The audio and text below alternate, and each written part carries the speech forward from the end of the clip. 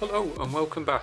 I'm Lygo and this is episode 29 of My Life in Football Manager, and coming up we've got a pick-me-up game against Cheltenham after having a bit of a woeful winter. But first, if you enjoyed the episode and you want to see more Football Manager content every Monday, Wednesday and Friday, hit the like button and don't forget to subscribe down below. Now let me catch you up on what's been happening. On the face of things, it doesn't look too bad. We are now sat top of the league and 5 points clear, and maybe 3 points clear if Coventry win their game in hand. But with regards to the transfer window, things haven't gone to plan.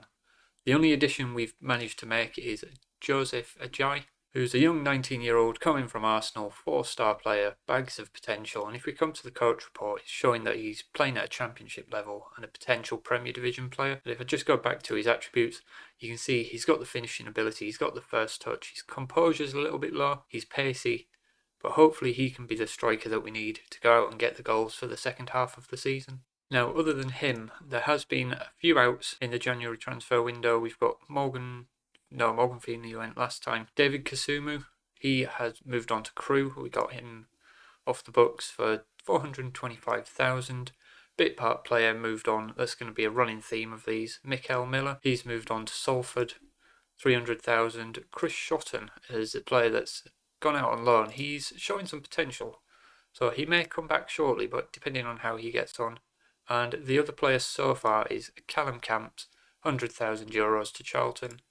All three of them bit part players, making room in the squad for younger players, which now looks like this.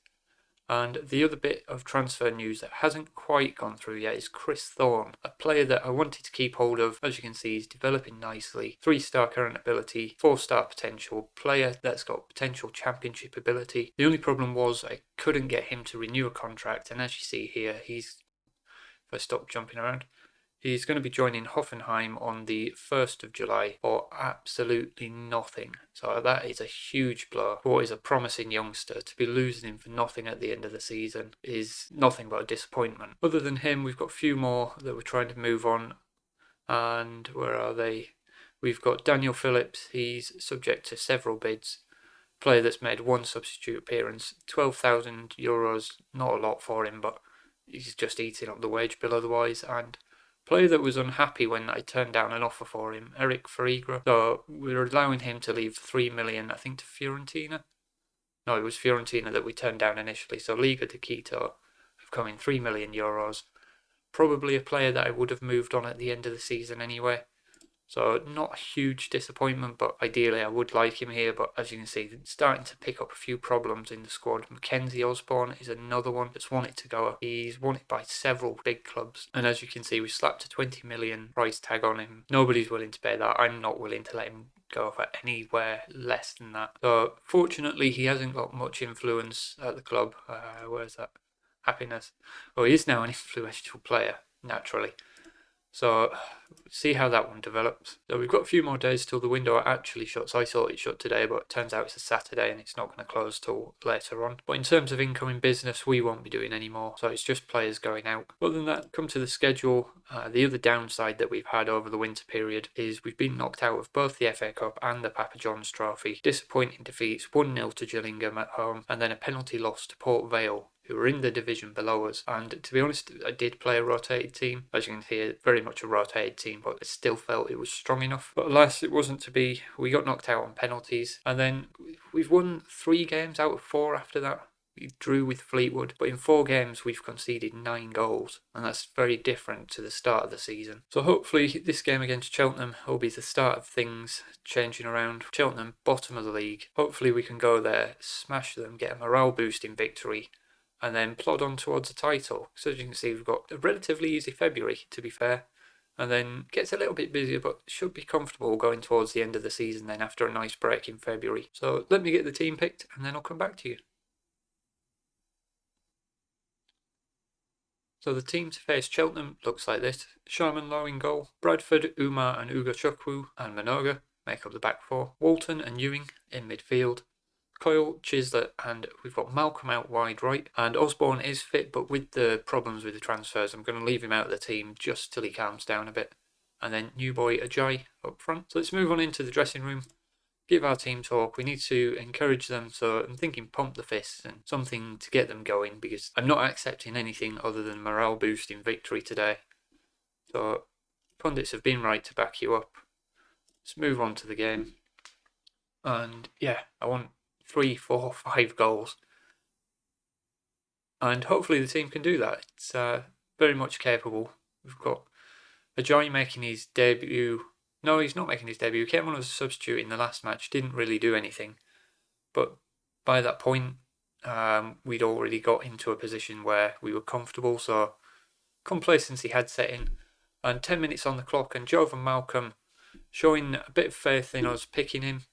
And he's got us off to a bright start. And he's a player that we've not really seen much of. He's only got 5 goals, and he's kind of played a bit everywhere this season across the front three, so not really nailed down a place in the team. But if he continues to perform like this, he could well do, especially with Osborne throwing a tantrum. It's a good time for him to pick his game up and really get himself going, because even if he comes wide on that right, I'm happy for him to go and attack teams. He doesn't need to do much in the way of defending.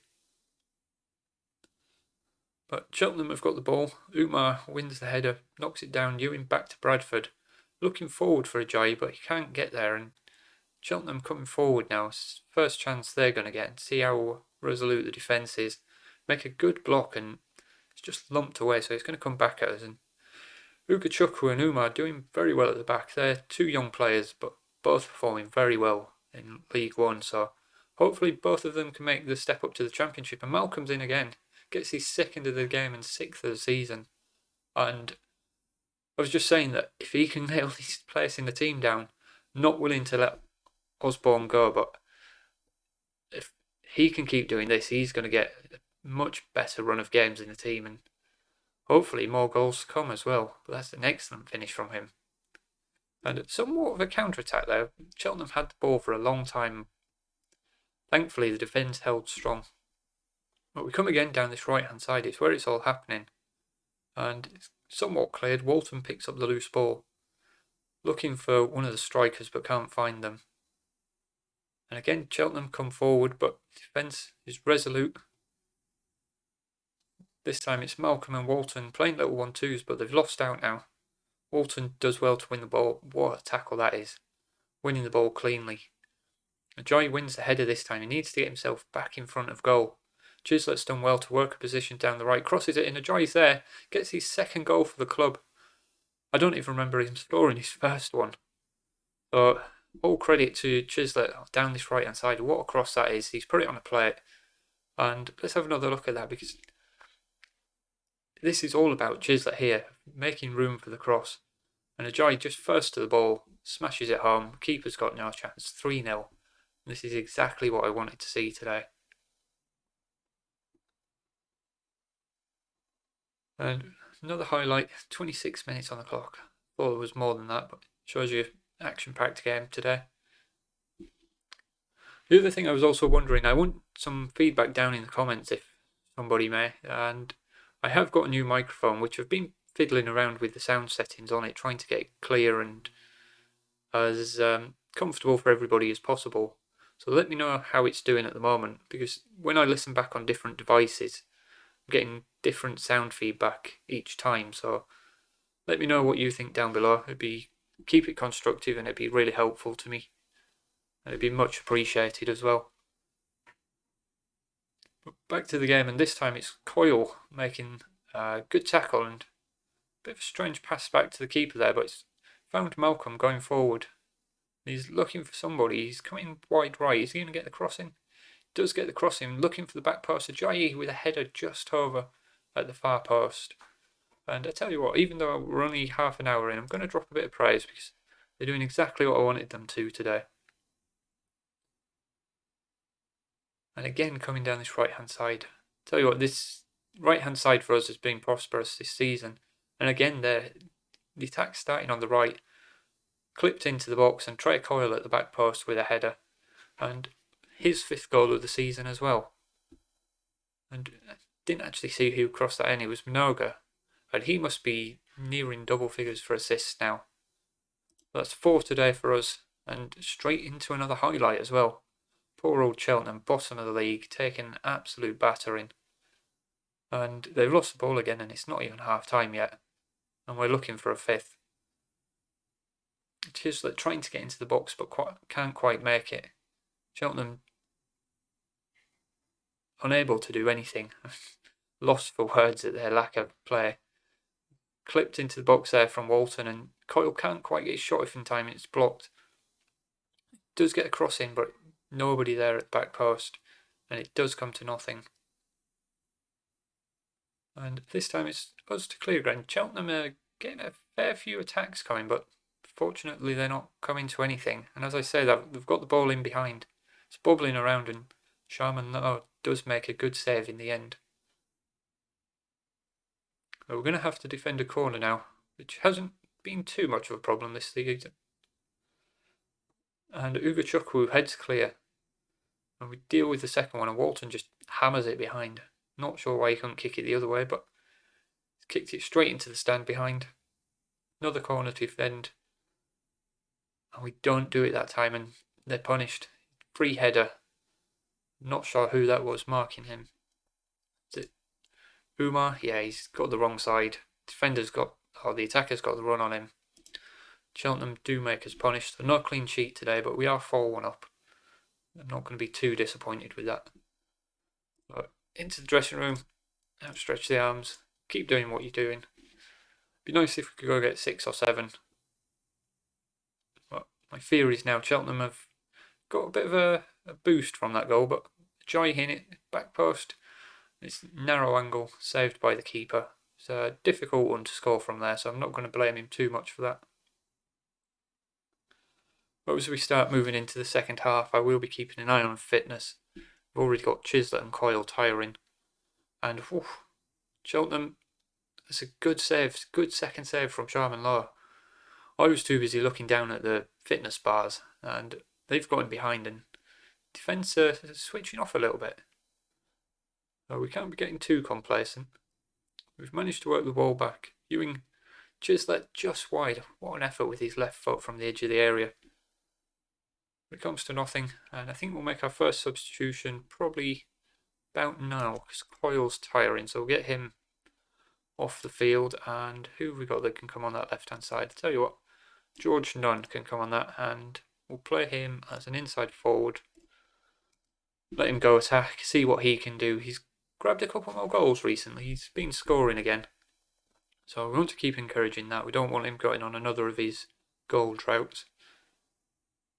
Cheltenham found their way in behind again. Somewhat block it. Was that a penalty?